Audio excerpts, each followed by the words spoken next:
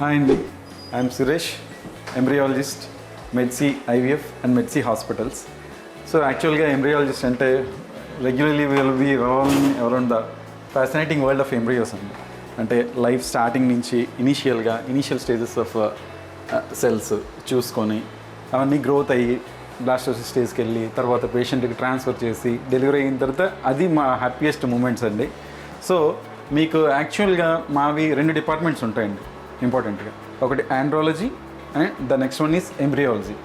So ఇనీషియల్గా ఎప్పుడైతే infertile couples వస్తున్నారో వాళ్ళకి మెయిన్గా మేల్ పారామీటర్స్, ఇందులో మేల్ ఇన్ఫర్టిలిటీకి సంబంధించిన ఇన్వెస్టిగేషన్స్ కానీ ఏమైనా జరుగుతున్నాయండి. Suppose for example semen analysis.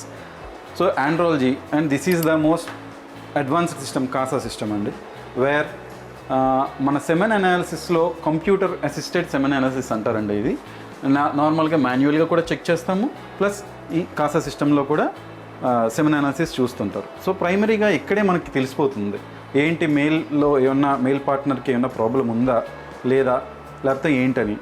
So problem ఉన్న వాళ్ళకి ముందు మేడం మన గైనకాలజిస్ట్ ప్రిఫర్ చేసినట్టు ఇనీషియల్గా ఐయుఐ చేయడం లేదా ఐవీఎఫ్కి వెళ్ళటం. ఐయుఐ చేయడం వరకు వచ్చినట్టయితే ఐయుఐలో మనం డిఫరెంట్ ప్రొసీజర్స్ ఉంటాయండి.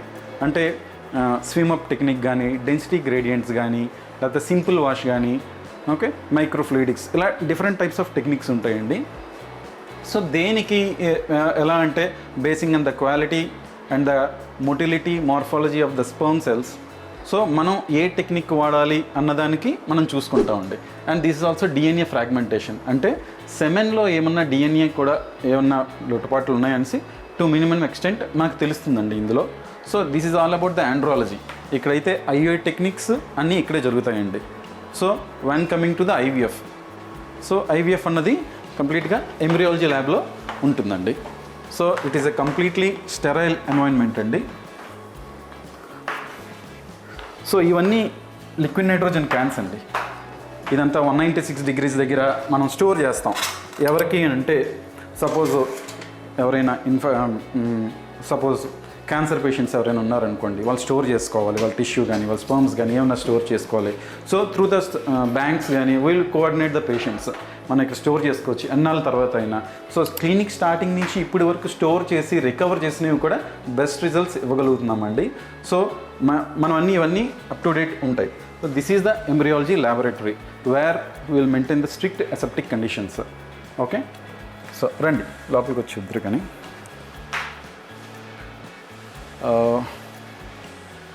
సో ఇది ఇక్సీ మెషిన్ అండి. యాక్చువల్గా జరిగే పనంతా ఇది.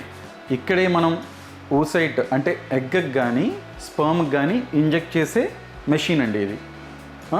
ఓకే, సో ఈ యాక్చువల్ ప్రొసీజర్ అంతా ఇక్కడ జరుగుతుంది. సో మీరు ఏదైతే చూస్తున్నారో చూడండి, టీవీలో చూస్తున్నారు కదా, ఇవన్నీ 5వ రోజు ఎంబ్రియోస్ అండి. 5వ రోజు ఎంబ్రియోస్ ఇవన్నీ. So patient to patient, A patient details ఆ పేషెంట్ ఇవి ఉంటాయండి. వాళ్ళకి అన్నీ ఇచ్చే ముందు అన్నీ మేము వాళ్ళ డీటెయిల్స్ తీసుకొని వాళ్ళకి చూపించి ఏ పేషెంట్కి ఏది ఇస్తున్నామని చూపించి మేము అన్నీ వాళ్ళకి ఇది చేస్తామండి. దీన్ని లామినార్ ఎయిర్ ఫ్లో అంటారు. లామినార్ ఎయిర్ ఫ్లో అంటే మనం ఎప్పుడైతే ప్రొసీజర్ స్టార్ట్ అయిన తర్వాత వచ్చిన ఫాలిక్యులర్ ఫ్లూయిడ్లో oocytes అవి ఇందులో చెక్ చేసి ప్రిలిమినరీ ప్రొసీజర్ అంతా ఇక్కడ ప్రాసెస్ చేసి అప్పుడు వచ్చిన oocytesని కానీ ఎగ్స్ని కానీ, ఇది ఇక్కడ మైక్రోస్కోప్ అండి, ఇందులోనే ఐడెంటిఫై చేస్తాం. వాళ్ళు ఇచ్చిన ఫ్లూయిడ్లో, పేషెంట్ దగ్గర నుంచి తీసుకున్న ఫ్లూయిడ్లో ఇందులో మనం ఐడెంటిఫై చేసి ఆ ఎగ్స్ని వాష్ చేసి, సో నెక్స్ట్ వాష్ చేసిన తర్వాత ఈ మెషిన్లో మనం ఇంజెక్ట్ చేస్తామండి. కొంతసేపు ఆగి స్పర్మ్ని ఎగ్ని ఈ మెషిన్లో ఇంజెక్ట్ చేస్తాం, ఈ మెషిన్ యూస్తో. దీన్ని ఇక్సీ మెషిన్ అంటారండి. నెక్స్ట్ ఏం చేస్తామంటే ఇంజెక్షన్ అయిపోయిన తర్వాత దీస్ ఆర్ ఆల్ ఇంక్యుబేటర్స్ అండి. Okay, this is the mink incubator, bench top incubator. Okay, and ఇదన్నీ CO2 ఇంక్యుబేటర్స్ అండి. మనం ఇంజెక్ట్ చేసిన తర్వాత ఫెర్టిలైజేషన్ చేసి అప్పుడు ఇంక్యుబేటర్స్లో పెడతామండి. So in these incubators will grow till day 3 and if the quality is good maximum మేమైతే day 5 వరకు అన్నీ గ్రో చేస్తామండి. day 5 వరకు గ్రో చేసి ఈ 5th డే బ్లాస్టోసిస్ట్ ఏదైతే ఉన్నాయో మీరు చూస్తున్నారు కదా, అటువంటి ఏదైతే మంచి క్వాలిటీ ఆఫ్ బ్లాస్టోసిస్ట్ ఉందో దాన్ని పేషెంట్కి ఆన్ ద day 5 మేము ట్రాన్స్ఫర్ చేస్తామండి. Okay, thank you.